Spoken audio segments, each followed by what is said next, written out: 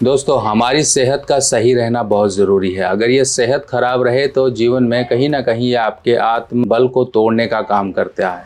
और जब भी शारीरिक दिक्कत हो, कुछ ना कुछ छोटी मोटी प्रॉब्लम्स जैसे कि हमारी टॉन्सिल, सांस की प्रॉब्लम, पेट की प्रॉब्लम या हड्डियों की प्रॉब्लम, तो कहीं ना कहीं हम जीवन में एक तरह से पिछड़ से जाते हैं।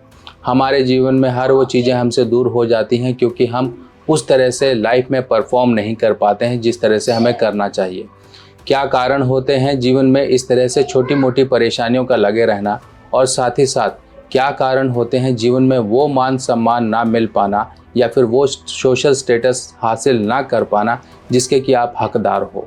आज मैं आपको इन सभी बातों से जुड़ी हुई चर्चा करने वाला हूं और आपको बताने वाला हूं कि क्या कारण होते हैं आप चाह कर भी आगे नहीं बढ़ पाते हो, जो कि आपको हमेशा रोकते रहते हैं।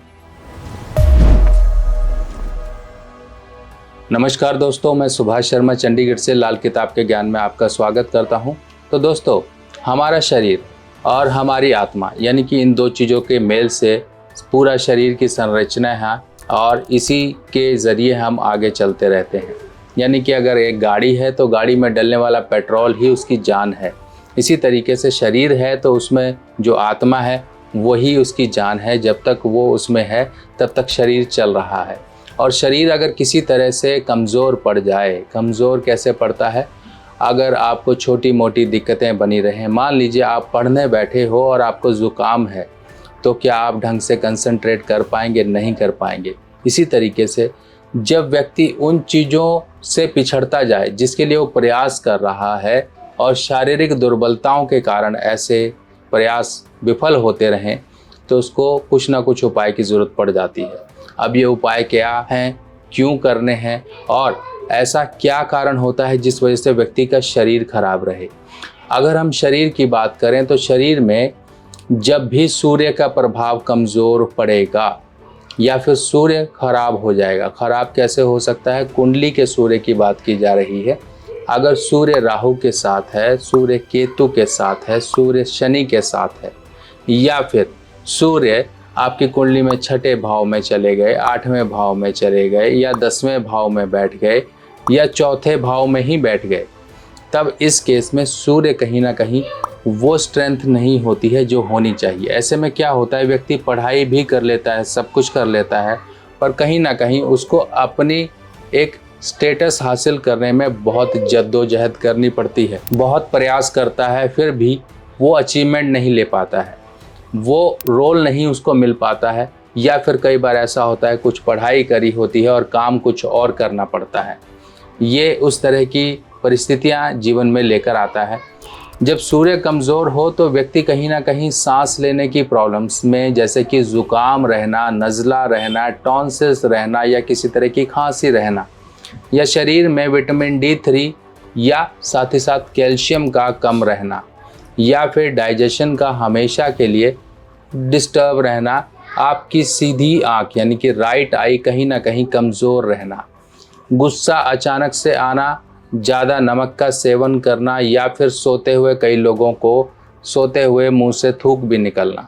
इस तरह की ये लक्षण हैं जो कि आपके कमज़ोर सूर्य को दर्शाते हैं और इनका प्रभाव आपकी पर्सनल लाइफ, आपकी प्रोफेशनल लाइफ सब पर पड़ता है। व्यक्ति काम काज में जितना मर्जी अच्छा काम करने वाला हो, सिर्फ और सिर्फ उससे मेहनत के ही काम करवाए जाते हैं, उसकी मेहनत का फल यानी कि उसको अच्छा रोल नहीं मिलता है और मान सम्मान भी वो प्राप्त नहीं होता है, और ना ही सोशल स्टेटस, ना ही जॉब का स्टेटस। इस तरह से व्यक्ति का जीवन कहीं ना कहीं संघर्ष करते ही बीत जाता है। जब आपको लगे इस तरह की चीज़ें हो रही हैं, सेहत के साथ कमज़ोरी बनी हुई है, तब आपको समझ जाना चाहिए ये आपके 100% सूर्य कमज़ोर होने के लक्षण हैं और इनका उपाय करना बेहद ज़रूरी है।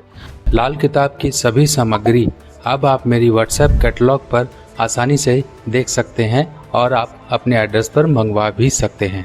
अब उपाय में कई तरह के उपाय आते हैं। अगर आप अपने घर से शुरू करें तो घर की पूर्व दिशा को सही करना बेहद ज़रूरी है। घर की पूर्व दिशा से अलमारी, डस्टबिन या किसी भी तरह की जो सूर्य के दुश्मन हैं उन ग्रहों की चीज़ों को हटा लेना है। जैसे कि डस्टबिन आपके राहु से संबंध रखेगा, अलमारी आपके शनि से संबंध रखेगी, या बिजली का सामान आपके राहु से संबंध रखेगा। अगर आपने वहाँ पे रखा है तो आप इनडायरेक्टली, सब कुछ अच्छा होते हुए भी इनडायरेक्टली अपने घर के दोष के कारण अपने जीवन में दोष को बुलाएंगे और वो परेशानियाँ लाएंगे। और इसके साथ साथ अपने घर की पूर्व दिशा को सही करने के लिए आपको बंदर की मूर्ति का स्थापित करना है। इस तरह से पूर्व दिशा में आप अपने बंदर की मूर्ति को स्थापित करिए। क्यों? क्योंकि पूर्व दिशा सूर्य की दिशा मानी जाती है और लाल किताब के अनुसार सूर्य पहले घर के, पांचवें घर के असर और मालिक के रूप में भी देखे जाते हैं। और जब पांचवें घर या फिर पहले घर में जब खराबियां हों तो आपको पूर्व दिशा में इस तरह से मोंकी को स्थापित कर देना है। आपको मोंकी को पूर्व दिशा में रखना है इस तरह से, और जो मुंह होगा यानी कि फेस होगा वो जाएगा पश्चिम दिशा की तरफ। इस तरह से आप रख लीजिएगा।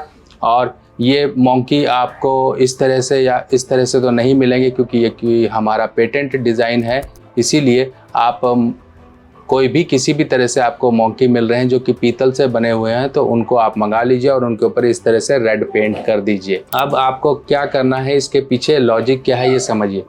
सूर्य जो कि बंदर है, पीतल जो कि बृहस्पति की धातु है, और इसमें लाल रंग जो आता है ये मंगल और साथ ही साथ सूर्य दोनों का ही प्रभाव देने वाला हो जाता है।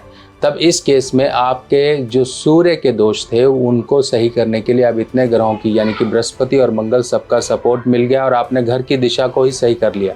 तब ऐसे केस में आपके सूर्य के प्रभाव ठीक होने शुरू हो जाते हैं। अगर आपकी कुंडली में ग्रहण है यानी कि सूर्य शनि, सूर्य राहु या सूर्य केतु, तो ग्रहण साल में लगभग 2 बार आता है और इन 2 सालों में यानी कि आपको ग्रहण के समय ये सभी सामग्रियां खरीद के रख लेनी है, जैसे कि काले सफ़ेद तिल हो गए हैं, इमली हो गई, लहसुन हो गया, नारियल हो गया, बादाम हो गए, साबुत उड़द हो गई। इच्छा अनुसार थोड़े थोड़े ले लीजिए और जब ग्रहण आता है ये सभी सामग्रियां अपने घर पर रखिए। ग्रहण खत्म होने के बाद ये जाकर आप जल प्रवाह कराइए।